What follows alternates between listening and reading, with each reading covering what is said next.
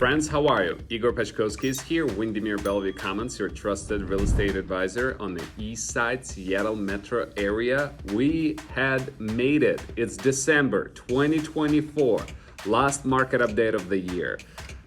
We did it, right? There are so many reels getting into 2018, all happy, and now beaten up by 2024.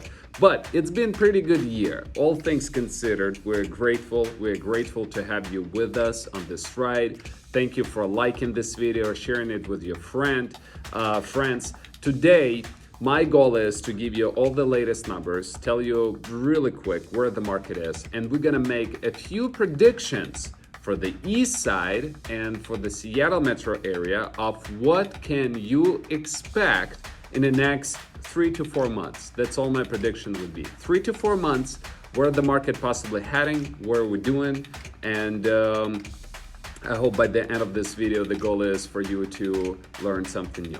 All right, let's go. Let's see how we do this. All right, my friends, so the east side. I always start the east side with the inventory numbers. Right now, currently, for the last months, we're 1.5 months of inventory. It's not bad. It's still not enough of inventory. I mean, the crisis of inventory was, as you could see, in 2021. We virtually had no inventory. 0.2 of a month is like literally nothing. 1.5 is still a seller's market. It's still a strong seller's market, but there are still a few houses to choose from, okay? But again, I do believe that inventory will be drying up, but for right now, we have 1.5 months. Not too bad. When it comes to the median price, we are just slightly over $1.5 million. Yep, we peaked a little bit at the higher number earlier this year. Then the number started sliding out as new construction slowed down a bit. Like, it's a complex mass of what is actually the median number is. But 1.5 million is still 10% higher than what it was at the end of the last year. And 10% year over year is a huge amount of appreciation, if you ask me. I'm totally happy. I'm not the guy that thinks that real estate just has to go up. I actually get concerned if it's only going up. 10% is really the top for annual appreciation that I probably would want to see. I think if it makes 5 to 6%, great, meaning that there is a healthy amount of supply and demand. 10% just shows that, 1.5 months of inventory is not much of inventory. But anyhow, regardless, market over the last months, 33% of homes still sold over asking. And this is the slowest time of the year. This is the time when people are thinking about Santa Claus and what to get their family for Christmas. And I have a lot of work to do on that side of my life. But 33% is still a very, very busy market. So, predictions for the east side coming next. The general predictions are a few. First, I'm lazy to show you the slide right now, but the interest rates probably gonna go down a little bit more. There was a lot of talk of what the Fed would do, right? They announced 1% cuts in 2025. Then, as we're still dealing with elections and inflation and all of it, they said like cautiously that they would decrease. Probably they still would decrease at some point a little bit more. But the general projection that a year ago interest rates were at 7.25% to 7.5%. Today, 6.25%, not freaking bad. I do believe we'll have rates even lower than that. How would that influence the market? Well, it depends. I do believe that the markets will start to move out of its shell a bit more. And we have projections that there will be national, on a national scale, an extra almost 1 million of homes available, which is great. Because think about it, homeowners today, right, the people that do own real estate, they lock their rate at 3% of interest. When I make calls, people tell me like, Igor, why would I sell? My payment is so low. And I don't blame them. Why would you sell if you have 3% interest rates, right? But still, as rates would decrease, we would have a little bit more movement in the market for what I believe will be a very good, healthy thing for everybody, because sellers are buyers too. And this is what we will see in the next couple of months on the east side. Typically, I want you to look at this graph. It's median close sale price from January to April, all right? You can just pause this video, check this out right now. For the last 4 years, 21, 22, 23, and 24, usually market moves the first half of the year quite by a bit, right? And it's crazy to look at 21 and see like, man, prices were 1-1 on the median. Yeah, I wish I go back to those times and buy another house. But 22 and 23, 13, 12, and 16 were projected in 25 to increase by 12% in the first like 4 to 5 months of market activity. I mean, I'm not speculating, I'm just looking at the stats of what happened consistently the last 4 months. What probably would happen again as we go into new year, as buyers enter the market again, as interest rates lower by even another maybe 0.25%. Like we will see that inventory start drying up and prices to be on the rise. That's what I do believe would happen in the next 4 to 5 months on the east side. Let's look into Seattle next. All right, let's rock and roll. Seattle, we'll make it quick. Inventory 1.5 months, 1.8 of a month, not too bad.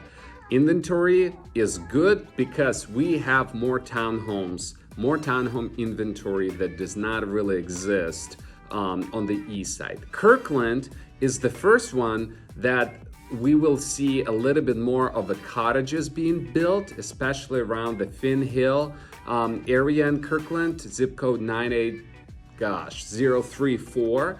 I mean, affordable, $1.3 million, which is for new construction, it's pretty affordable. In comparison, of course, but Seattle is doing better than that. There are a lot of more affordable in 700-ish townhomes options available and getting built. So 1.8 months of inventory, I like that. Then we have the median price is $968. Not too bad. I mean, it's still 3% year-over-year increase. Still, if you look through the graph, like it's just this perfect line of appreciation in Seattle. I really like it because I think it should be 4-6% a year, 3% compounding over years. I still think it's a lot of appreciation, so 3% for this time of the year is pretty good. And same thing, you ask any buyer, what house do you want to buy? Well, I want to buy the best house. 22% of them still sell over asking, which for this time of the year is remarkable. All right, the same thing. First Q1 to Q2 of 2025 in Seattle. Quick projection. What's going to happen? We have, another 12% projected. So usually like we have this spike of activity coming off the holidays, like January, mid-January market would kick in and it just go whoop, set a new benchmark. And after that, we're gonna see a little bit towards the end of the year, like kind of balance things out, but still appreciation by the end of the year. So 12% projected on average, because we did have, 22 was wild, 22% market increased just in that 4 to 5 months. But again, pause this video, look at these numbers, they totally make sense. That's what we've seen for the last 5 years in here, in this area. Probably could expect with the way that we have new president and talks on inflation and interest rates and everything else, and I think we could expect a bit more of the same come the January. Have the January come in. Yeah. All right, and last but not least, Snohomish County, not the city, the county. 1.3 months of inventory. That's a little inventory, right? And the people typically would go north as prices around the core in Seattle get expensive. Folks would travel north to Snohomish County. The Linwood area had changed quite a bit. Bothell, North Bothell, a lot of new inventory, a lot of new construction, a lot of new townhomes. I sold a few townhomes in that area this year. Like, that area is booming. There is a lot going on. So 1.3 months of inventory is not much. Median price, $784,000 and a change. 8% year over year. This is crazy to me. Like, it's a lot. 8 to 10% is a lot of money. And think about it. Like, the market starts moving in January, right? So December, this is kind of the bottom of the annual numbers of what you could get. December is usually like the slowest months, right? And we still would have 8% year-over-year appreciation going into our busy months. So 23% of homes sold over asking. The market over there is doing just fine. That's our update on Snohomish County. My friends, I hope you liked this video. That's all I really gonna leave you with today. Nothing crazy, no crazy predictions. I just think the market, as you see, is doing just fine. Inventory, homes are selling quite a bit, percentage of it selling over asking. That's, to me, a stable market. I'm not rooting here for 20% year-over-year appreciation. That's insane. But we still get 8 or 10 on the east side year over year. That's a lot. And if things continue, you know, if we don't get blown up to pieces by some weird war, I'm joking, of course. Assuming the life stays normal, and what the Fed is doing and the current projection and economy and everything, I do believe this market will just continue to do its thing and to be strong, and we'll see quite a bit of appreciation based on, you know, years prior in the next upcoming months. Please let me know what you think gonna happen in 2025. Let me know if those videos are of value to you, and please share, like, subscribe. Thank you very much. Happy holidays. See you next year. Bye-bye.